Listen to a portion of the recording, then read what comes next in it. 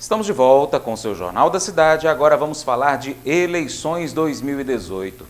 Olha só, quando o assunto é notícia no WhatsApp, nas redes sociais, todo cuidado é pouco. Diariamente, uma enxurrada de mensagens falsas espalham as chamadas fake news. E também o que acontece de pior é que muita gente acredita e repassa essa informação sem conferir se é verdade. O assunto é muito sério, viu? Principalmente nesse período eleitoral. A multa para quem produzir e para quem divulgar, compartilhar fake news sobre candidatos pode chegar a R$30 mil. O alerta vale principalmente para os administradores de grupos. Na China, ovos de plástico são fabricados e a cantora Pablo Vittar, que vai ser candidata à presidência da República, vai ganhar também uma estátua gigante que ficará no lugar da do Cristo Redentor. Essas são apenas algumas das notícias falsas que viralizaram na internet este ano. E pior, muitas pessoas acreditaram. O que chama a atenção é que essas fake news são tão esquisitas que a gente deveria logo duvidar. Mas acontece que todos os dias as redes sociais dos brasileiros são inundadas por links de notícias falsas. E algumas até parecem verdadeiras. Já recebi, aí eu repassei e ainda fiquei com carão, porque eu achei que era verdade e não era. Muitas vezes tem coisas que eles mandam que a gente vê que não tem nada a ver. A gente vê que é mentira. A gente vê, né? Porque eles promovem uma notícia, né, ali só para ganhar a curtida, que eu acho isso um absurdo, né? Eu acho até crime, deve ser, você ficar colocando uma notícia que é falsa. No fake news são notícias falsas, coisas que já existem desde muito antes da internet. Mas com a internet fica muito mais fácil espalhar essas notícias, ter acesso a elas e espalhar essas notícias. Então passou a se usar o termo em inglês fake news, principalmente porque isso foi um instrumento muito utilizado nas últimas eleições nos Estados Unidos que elegeram o Trump. Mas de onde surgem tantas notícias falsas? As fake news são escritas por pessoas que têm interesse que aquele boato se espalhe. As duas principais motivações para promover essas mentiras são aumentar o acesso de visitantes em uma página na internet ou difamar uma pessoa. Normalmente são pessoas que querem manipular uma informação a fim de obter algum tipo de vantagem. Marketing político é um caso bem comum, que as pessoas criam equipes para poder criar notícias falsas, espalhar notícias falsas, mas também tem outros meios, assim. Tem outros objetivos, como por exemplo, quando você quer ter um site para poder obter muitas visualizações. Então é possível você também conseguir muitas visualizações através de notícias falsas e bizarras. A especialista aponta ainda outro problema. Muitas vezes somos tentados a acreditar em notícias falsas porque elas reforçam crenças que nós já temos. Isso tem dificultado o debate de ideias. A gente tende a acreditar em coisas que vão de acordo com as nossas crenças pessoais. Então o que acontece na prática é, se eu leio uma notícia ou uma manchete de algo que é sobre o que eu acredito, eu vou querer espalhar essa notícia para as outras pessoas, inclusive com boas intenções. Eu estou querendo informar as pessoas a respeito de alguma coisa. Mas se você não fez a apuração daquela notícia, que é descobrir se aquela é uma fonte verdadeira, descobrir se aquela é uma notícia verdadeira, você pode acabar, na verdade, em vez de estar informando as pessoas, estar desinformando as pessoas. Existem dicas práticas para identificar uma fake news. É importante fazer essa análise antes de passar a notícia para frente. Em primeiro lugar, veja o site oficial do veículo citado. Se for um jornal, uma televisão, fica fácil. Ao invés de clicar no link oferecido, busque a notícia direto no portal. Se a notícia for de um site que você não conhece, analise esse site. Tem telefone para contato disponível? Se você mandar uma mensagem, recebe uma resposta de forma rápida? Quando os sites são sérios, eles têm uma equipe trabalhando que vai te responder com facilidade. Leia a matéria completa. Muitas vezes a chamada engana, mas ao ler o texto, dá para ver que é mentira. Desconfie de exageros. Se o alerta vem em forma de texto do WhatsApp, como se fosse de uma instituição oficial, como a polícia ou a prefeitura, tente entrar em contato direto com essa instituição. E, na dúvida, não compartilhe. Passar uma notícia falsa para frente é coisa séria. E em ano de eleição, o perigo é ainda maior. O problema é tão grave que a Universidade Federal de Minas Gerais desenvolveu um site para tentar desmentir boatos espalhados em tempos de eleição. No projeto Eleições Sem Fake, dá para checar se as principais notícias sobre política que circulam na internet procedem ou são boatos. A gente já fez o sistema e criou o plugin. Precisa de voluntários instalando isso em vários locais e precisa de jornalistas, curiosos, Polícia Federal, Justiça Eleitoral navegando no sistema, identificando casos de propaganda que não deveriam ter, que são suspeitos ou que no mínimo merecem uma investigação mais aprofundada. Se não houver transparência para isso daí, eu acho que a gente vai ter uma eleição onde quem faz a melhor estratégia de marketing dentro dessa plataforma pode sim influenciar, distorcer a opinião, manipular a opinião com conteúdo que é indevido, que é falso. O Tribunal Superior Eleitoral já previa punições para quem divulgasse conteúdos sabidamente incorretos sobre algum candidato. A multa chega a R$30 mil. A dificuldade da justiça agora é se adaptar à nova realidade. Tudo é muito rápido, né? As notícias chegam muito rápido nas pessoas, então nós vamos verificar, né, pela primeira vez, assim, com mais intensidade, essa questão da notícia falsa sendo utilizada como forma de denegrir algum candidato ou afastá-lo da disputa. Agora, com a internet, o número de pessoas que ela atinge é muito maior e numa velocidade muito grande. Então, realmente tem que ser coibida essa questão das fake news para que se tenha, então, uma eleição mais limpa, né, mais legítima e que todo mundo realmente tome conhecimento das notícias verdadeiras. Vale lembrar também que quem publica as chamadas memes, né, que são aquelas piadinhas com os candidatos e que denigrem a imagem do candidato ou diz inverdades sobre esse candidato, também está sujeito a penalidades. Então, tome cuidado, viu? E dando continuidade à nossa série sobre eleições 2018, hoje o juiz eleitoral de Paracatu vai lembrar para todos nós o que pode e o que não pode no dia da eleição. É bom já ir se preparando.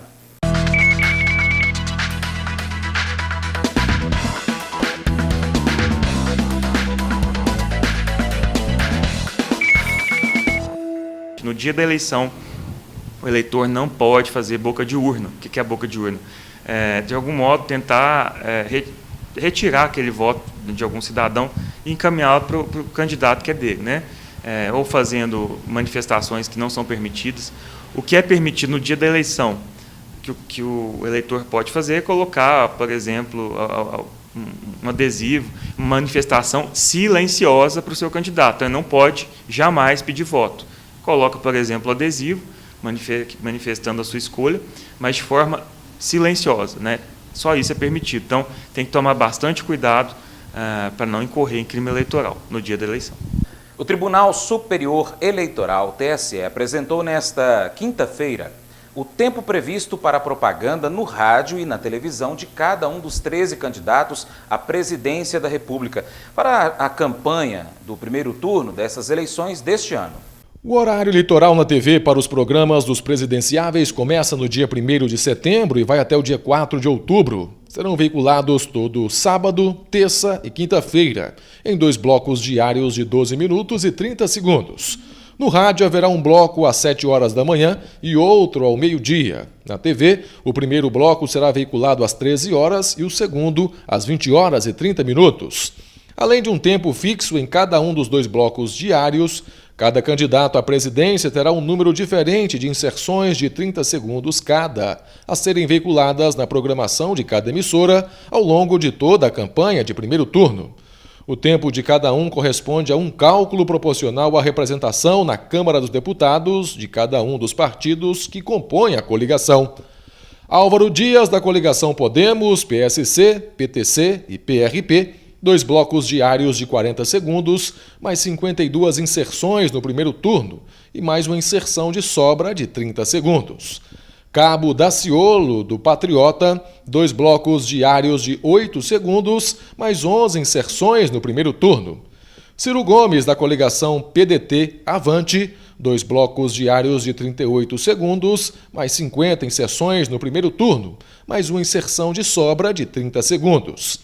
Emael, Democracia Cristã, 2 blocos diários de 8 segundos, mais 11 inserções no primeiro turno e mais uma inserção de sobra de 30 segundos.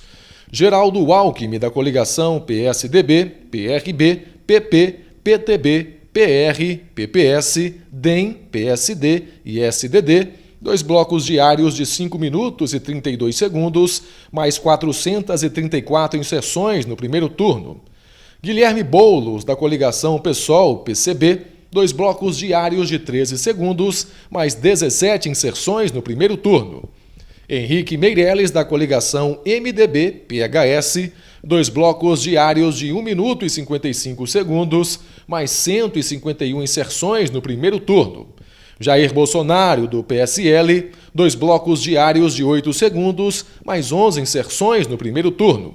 João Amoedo, do Partido Novo, 2 blocos diários de 5 segundos, mais 7 inserções no primeiro turno, mais uma inserção de sobra de 30 segundos.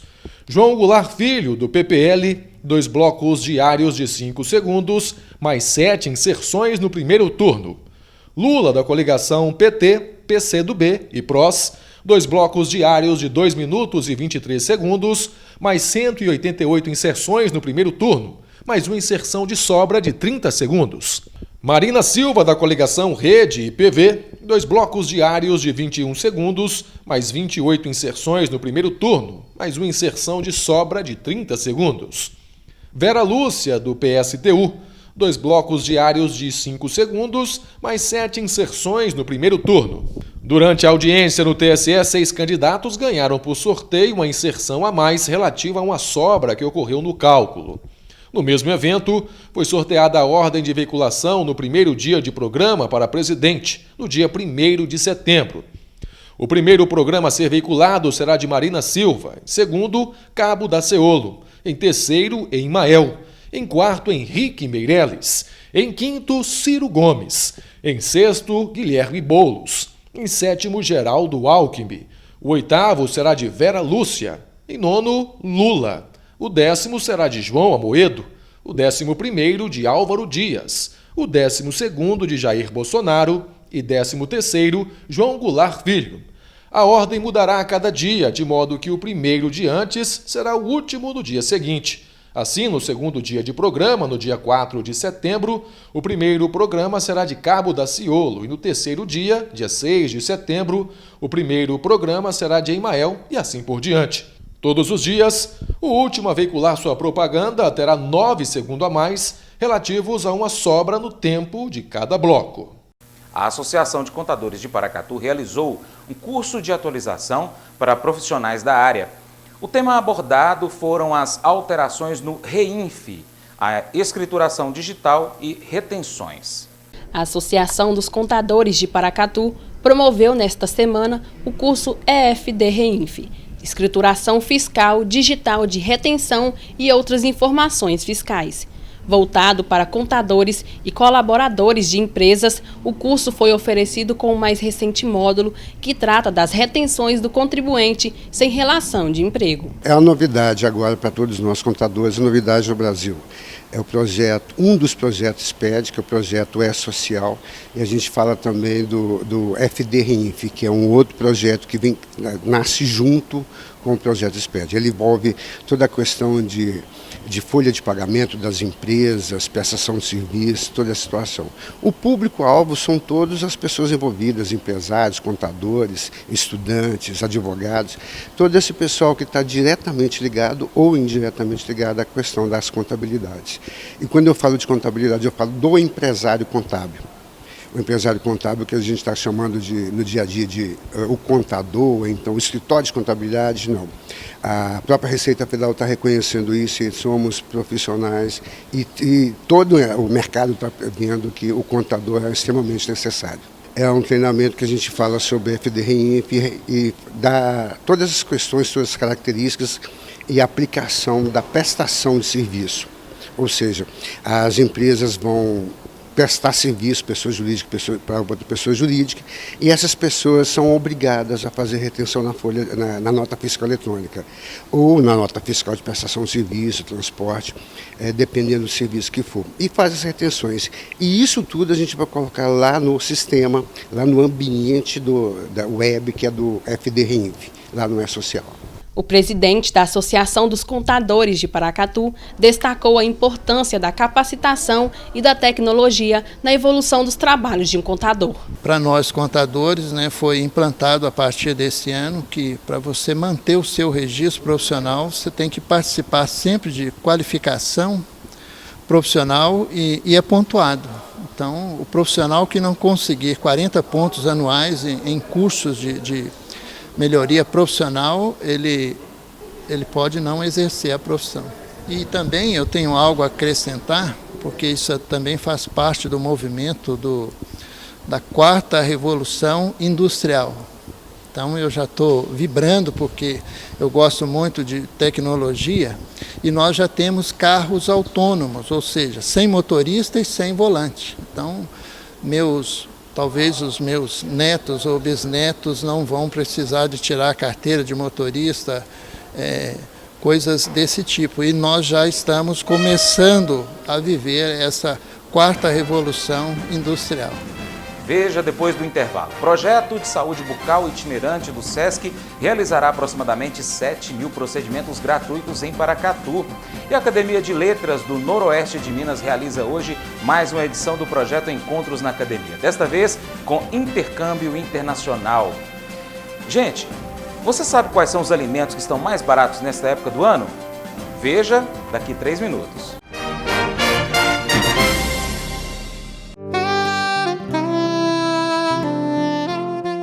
A Fundação Casa de Cultura está completando 25 anos. A nossa biblioteca municipal é a mais completa da região, com mais de 41.000 volumes disponíveis aos visitantes. A Casa de Cultura abriga nossa arte e manifestações culturais há 30 anos. Prefeitura de Paracatu. Mais trabalho, novas realizações.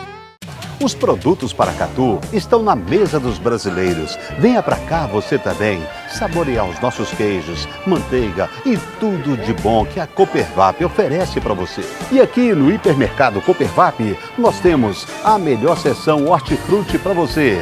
Frutas, legumes e verduras direto da horta para a sua mesa. Carnes fresquinhas todos os dias é no Açougue Coopervap. Melhor atendimento e menor preço.